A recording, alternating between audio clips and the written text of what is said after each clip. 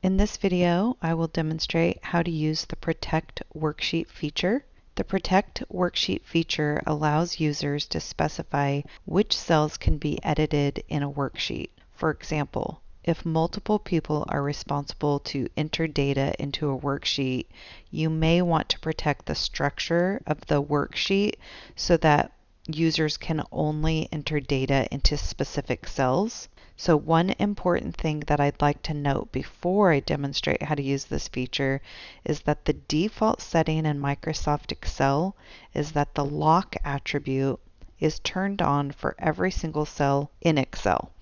So once you click the Protect Worksheet button, all the cells are locked, so the entire worksheet is protected from editing. Now that's great if you only want users to be able to view your worksheet without the ability to edit. However, if you want users to be able to edit specific cells in the worksheet, you would need to specifically unlock those cells and then protect the worksheet. So the buttons kind of work together. There's a protect button and there's a lock button. So I'm just going to show you where that's at really quick. I'm on the home ribbon. If I come over here to where it says format, you'll notice that I have in this section here that says protection, there's a protect sheet button and there's a lock cell button. You can see that the lock cell button is activated. It's a little bit darker. So what that means is that if I were to click the protect sheet button right now, every cell is locked. So I'm going to go ahead and just click protect sheet so you can see how this works. And I'm going to go ahead and click OK. And if I start to try to type anything, it says the cell or chart you are trying to change is on a protected sheet. To make a change, unprotect the sheet. You might be requested to enter a password. I'm going to go ahead and click OK. So no matter where I click, I cannot type anything into this sheet because all of the cells were locked. I'm going to go back up to Format and I'm going to click Unprotect Sheet. Now you noticed that I didn't type in a password, so I didn't have to enter a password to unprotect the sheet. In this worksheet, I want to protect the structure and I want to protect the formulas. So basically, I don't want people to be able to edit this information here, my formulas here or here. I want users to be able to enter data from B6 to E9. So what I need to do is begin by selecting this range, go up to Format, and I have to unlock these cells so that when I protect the worksheet, all the other cells are protected except for these cells which I'm about to unlock. So I'm going to go ahead and unlock by clicking one time. Now I have to go back in there and click Protect Sheet. At this point, I'm prompted to either enter a password, which I'm not going to do in this situation, but you'll notice here I have quite a few options. By default, these two are selected. Select Lock Cells and Select Unlock Cells.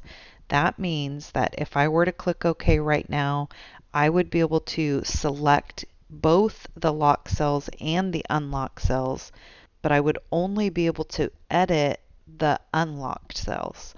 So I'm going to keep both of those selected. I'm going to click OK. And what I want you to notice is that if I try to type something in A4, like today's date, as you can see, I received this message. So I can't type anything into a locked cell. But if I click in cell B6, which is an unlocked cell, I would be able to type in data. Another cool thing about locking cells is that if you use the tab key, it will only tab between the unlocked cells. So you could see that the only cells in this workbook that are unlocked are the cells that I'm allowed to tab between. It can get confusing if you are going to be turning this feature on and off. So I want to make sure that you fully understand that when you come back up here to Format and you unprotect the sheet, you have already unlocked this range here. So you don't need to come back in here and click lock or unlocked anymore. If you decide to unlock it so that you can make some formatting changes, that's fine. just know that these cells are already unlocked, so you wouldn't have to click this button again. You would just go right back into Protect Sheet, and then you would be able to protect the sheet and go back to just entering data into this area. Okay, now let's take a look at this one.